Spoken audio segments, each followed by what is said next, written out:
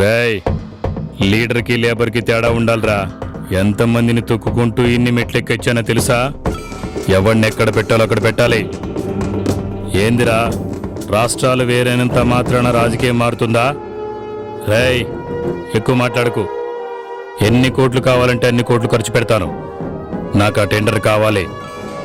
రేయ్, పెట్టే ఫోను.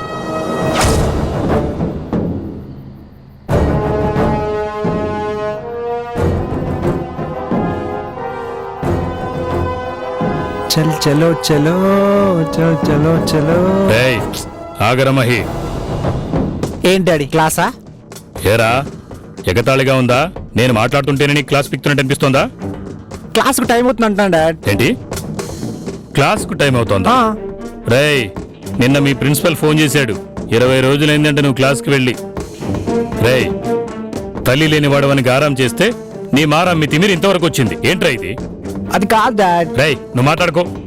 అసలేంట్రా, రోజు 1 గంట తర్వాత ఇంటికి వస్తున్నావు. అప్పటిదాకా ఏం ఉద్ధరిస్తున్నావురా? ఇలాగైతే నా ఆస్తి మొత్తం ఏ దారిని పోయే దానే ఎక్కువ రాసి చేస్తాను. అయితే నా పేరు దాని అని మార్చుకుంటాలే. హలో, వస్తున్నా ఆపరా. నిన్న సార్ ఫోన్లో కూడా క్లాసేనా? నీ బొందా 6 నిమిషాలు లేటు. ఇంతలోనే మా బాబు మొదలెట్టేశారా బాబు. సరే నువ్వు పెట్టా, నేను వచ్చేస్తున్నా.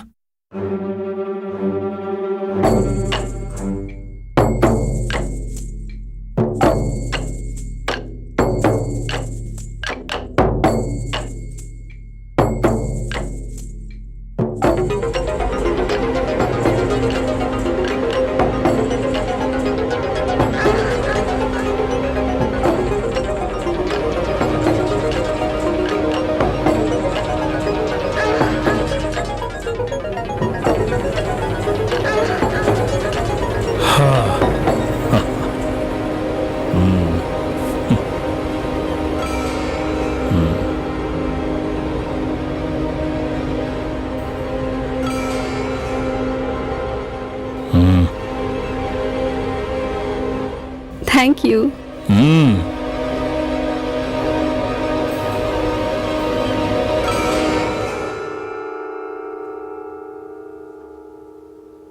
ఝాన్సీ, ఏంటి అలా ఉన్నావు? ఏం పోగొట్టుకున్నావు? అమ్మని. అమ్మకేమైంది? ఇంకా ఏం కాలేదు. అమ్మని దక్కించుకోలేనేమో అని భయమేస్తోంది. అసలేం జరిగింది? అమ్మకేమైంది? అమ్మకి క్యాన్సర్ వచ్చిందే. ఎంతకాలం బతుకుతుందో తెలియదంటున్నారు డాక్టర్లు. అప్పటికి దొరికిన చోటల్లా అప్పులు చేసి ట్రీట్మెంట్ చేయించాము. ఇంకా ఏవేవో టెస్టులు చేయించాలట. చాలా ఖర్చు అవుతుందంటున్నారు. మెరుగైన వైద్యం కోసం సిటీకి తీసుకెళ్లమంటున్నారు. మీ నాన్నేం పట్టించుకోడా? నీకు తెలుసు కదే, ఆయన తాగుడే ఆయన లోకం. ఏం చెయ్యాలో అర్థం కావట్లేదు. నాన్న చూడకపోయినా అమ్మ ఎంతో కష్టపడి నన్ను చదివించింది. ఈరోజు ఆమె కోసం నేనేం చేయలేకపోతున్నాను. నువ్వేం దిగులు పడకు. నీకు మనీ కావాలంతే కదా? నేను మార్గం చెప్తాను.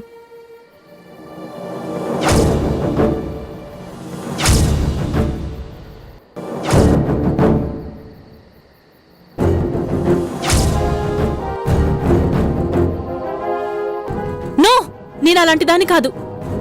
నేను అలాంటి పని చేయలేను. నేను అలాంటి దాని కాను. నేను ఆ పని చేయాలనుకోలేదు ఒకప్పుడు. కానీ ఈ కాలం ఉందే, అది కాలసర్పం కన్నా ప్రమాదకరమైంది. అందులోనూ ఈ అవసరం ఉందే, అది ఎలాంటి వారినైనా సంకనాకించేస్తుంది. ఒక పూట తింటే ఒక పూట పస్తులుండే కుటుంబంలో పుట్టినా చదువు అంటే ప్రాణంగా భావించాను. 10th లో జిల్లా ఫస్ట్ వచ్చాను. కానీ అనాదిగా ఆడపిల్లని ఎప్పుడు వదిలించుకుందామా అని చూసే ఈ పేద కుటుంబాల వాళ్ళున్నారు చూడు, వాళ్ళు అస్సలు మారరు. ఎవడో 3వ పెళ్లివాడంట, ఊరికే చేసుకుంటానన్నాడంట. మా నాన్న వయసు ఉంటుంది వాడికి. ఈలోపు నాకన్నా 2 ఏళ్లు సీనియర్ ఒకడు. నేను లేకపోతే చచ్చిపోతానని రక్తంతో లెటర్స్ రాశాడు. వయసు ప్రభావంతో పొంగిపోయాను. సరే, ఆ పెళ్లి బాధన్నా తప్పించుకోవచ్చు కదా అని వాడితో జెండా ఎత్తేశాను. జస్ట్ 3 రోజుల్లోనే మోజు తీర్చుకుని పారిపోయాడు. అప్పుడు నేను ఏడవలేదు. ఇంకా కసితో ఈ కాలేజ్లో జాయిన్ అయ్యాను. ఓటమి నా క్లోజ్ ఫ్రెండ్ అయింది. ఆ ఫ్రెండ్షిప్ క్లోజ్ చేయాలి. నాకు జాబ్ వచ్చే వరకే ఈ పనులన్నీ. దాని తర్వాత మానేసి నాలాంటి నీడలేని ఆడపిల్లల కోసం ఆశ్రమం పెడతాను. నీకు కూడా ఏం కాదు.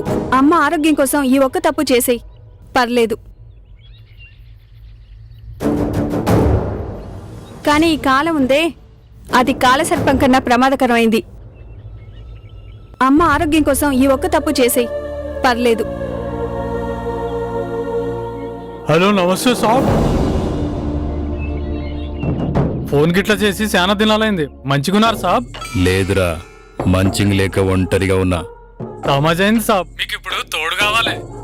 మస్తుగుంటదా? మస్తుగుంటా సాబ్. జబర్దస్త్ ఫ్రెష్ పోరి. పైసలు గిట్లా చూసివ్వండి సాబ్. ఎప్పుడు పంపుతావు? ఇప్పుడే పంపుతా. నిజమేనా? గిరి, యాద్గిరి, మన మాట అంటే ఉండదు కిరికిరి.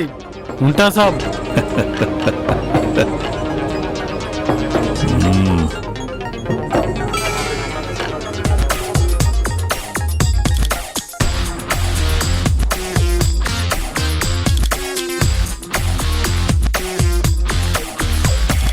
జనవరి మాసం మరి మంచు కురిసే సమయం, కళ్ళల్లో నా మైకం, దేహం అంతా తాపం, నా మేడ జీవరీన నీ పెదవులు తాక గీడు రామరాజు కాదు, కామరాజు.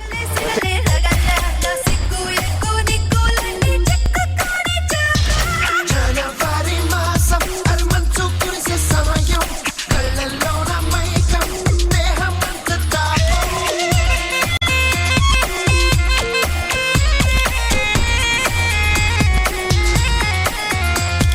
పూలు తాక నాలో నాలో నాలో కొత్త సిగలే సిగలే రగల్ల, నా సిగ్గు ఎక్కువ నిక్కులన్నీ చిక్కుకొని జనవరి మాసం అది మంచు కురిసే సమయం, కళ్ళల్లో నా మైకం, దేహం అంతా తాపం.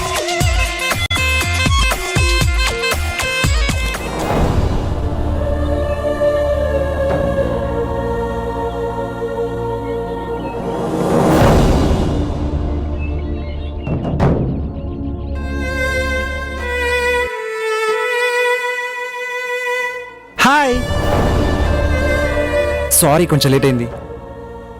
ఏంటి కోపమా? నీ కోపం పోవాలంటే ఏం చేయాలి? గుంజులు తినా. 1 2 3. ఇంతకీ అర్జెంటు కళలు ఉన్నవి ఏంటి?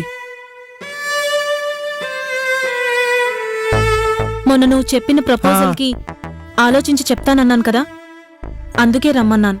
గుడ్, ఆలోచించే చెప్పు, బట్ నో అని మాత్రం చెప్పకే.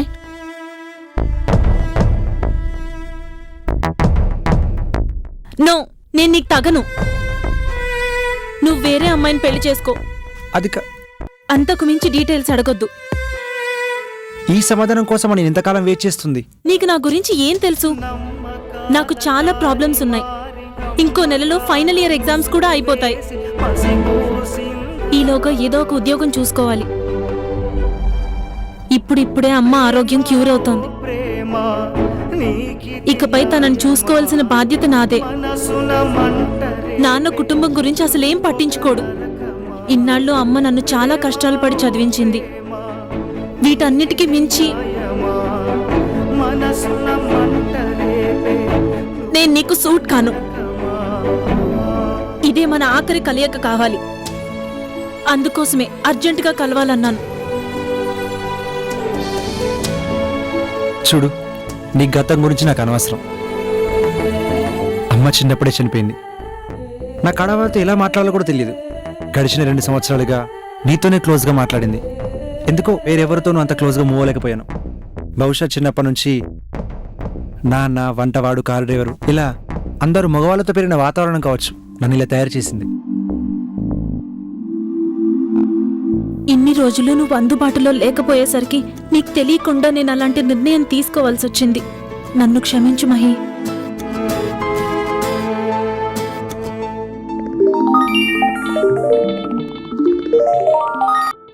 హలో, మహి, నీకు గుడ్ న్యూస్. ఏంటది? మా అమ్మగారికి క్యాన్సర్ పూర్తిగా క్యూర్ అయిపోయింది. Okay, good news. మహి, నీకు ఇంకో వెరీ గుడ్ న్యూస్. అదేంటి? మా అమ్మగారు మన పెళ్లికి ఒప్పుకున్నారు. Oh, very very good news. Okay Mahi, సాయంత్రం కలుద్దామా? ఓకే. Okay Mahi, bye. సరే, బాయ్.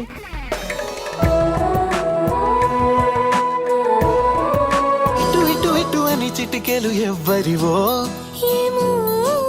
అటు అటు అటు అని నడకలు ఎక్కడికో.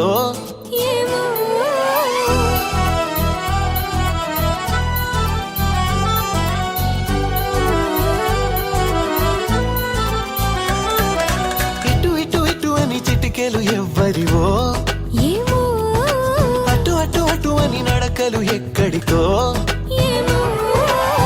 సడేలేని అలసడేదో ఎలా మదికి వినిపించిందో, స్వరం లేని ఏ రాగంతో చిలిమికెలా స్వాగతమందో. ఇలాంటివే తెలియక ముందే మనం మరే కథానిక మొదలైందో.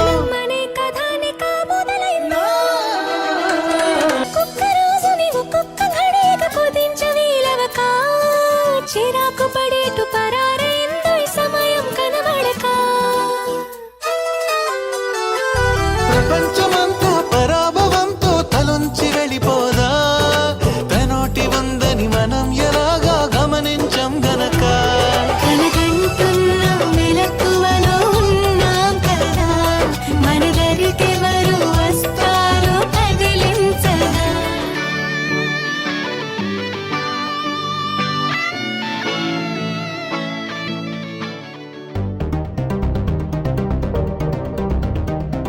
డాడీ, నన్ను క్షమించండి. మీకు చెప్పకుండా ప్రేమించి పెళ్లి చేసుకున్నాం. మమ్మల్ని ఆశీర్వదించండి.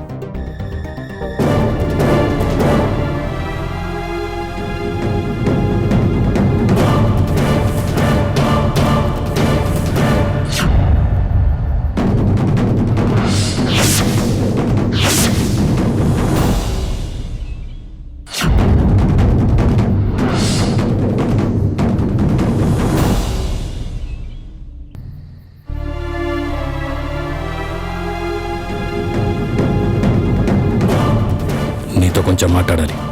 పద. వెళ్ళు.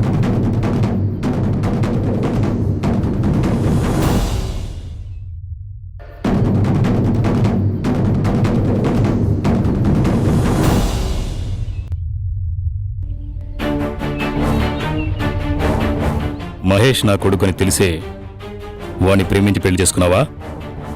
లేదండి, నన్ను క్షమించండి. నేను ఇప్పుడే వెళ్ళిపోతాను. ఆగో.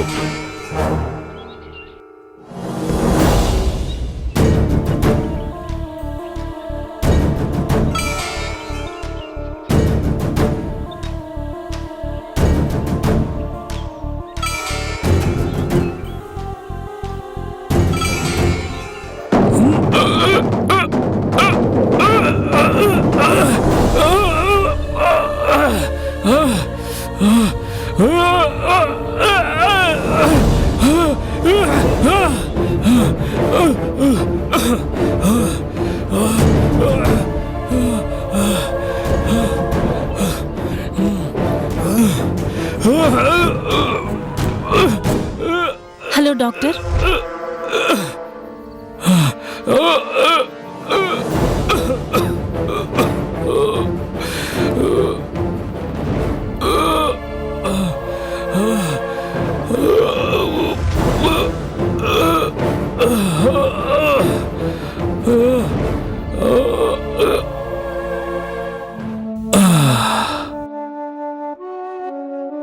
సమయానికి ఫోన్ చేసి పెద్ద ప్రమాదం తప్పించావమ్మా. చాలా థ్యాంక్స్. ఇంతకీ ఎవరమ్మా నువ్వు? నిన్నెప్పుడు చూడలేదే మా రామరాజు ఇంటి దగ్గర. ఏం లేదు అంకుల్. యాక్చువల్లీ ఒక చిన్న పనుంటే సార్ హెల్ప్ కోసం వచ్చాను. నేను ఉంటాను. బాయ్.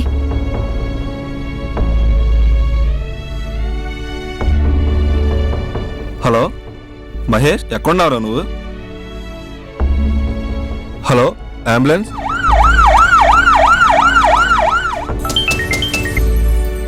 హలో. అమ్మా నేనమ్మా రామరాజుని. ఆహా, నువ్వేం కంగారు పడకమ్మా. నేను నీకు థ్యాంక్స్ చెప్పడానికి ఫోన్ చేశానమ్మా. ఆ రోజు నువ్వే గనక సమయానికి డాక్టర్కి ఫోన్ చేసి రప్పించకపోతే ఈ రోజు నీతో మాట్లాడడానికి నేనుండేవాడిని కాదమ్మా. నన్ను క్షమించమ్మా. ఆ రోజు నీ తల్లి జబ్బు నయం చేయించుకోవడానికి తప్పనిసరి పరిస్థితుల్లో అలా వచ్చాను తెలిసింది. నువ్వేం కంగారు పడకమ్మా. మీ తల్లి ట్రీట్మెంట్కి అయ్యే ఖర్చంతా నేనే భరిస్తాను. థ్యాంక్స్. ఇప్పుడు మీ ఆరోగ్యం ఎలా ఉందండి? బ్రహ్మాండంగా ఉందమ్మా. ఉంటానమ్మా. రేపు హాస్పిటల్కి వచ్చి కలుస్తాను. ఆ? ఓకేనండి.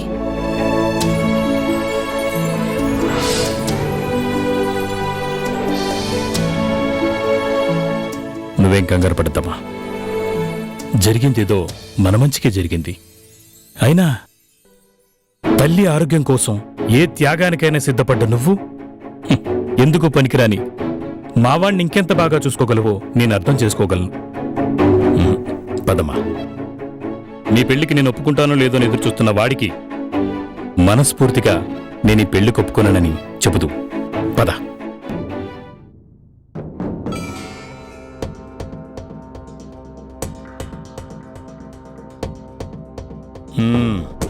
దేనికి పనికిరా నువ్వు ఇన్నాళ్లకు పనికొచ్చే పని చేసావు. డాడీ నా పిల్ల ముందు కూడా క్లాసేనా? అమ్మా వీడు నాకన్నా చాలా మంచోడు. నీ చేతుల్లో పెడుతున్నాను. సుఖంగా హ్యాపీగా ఉండండి. Thank you daddy.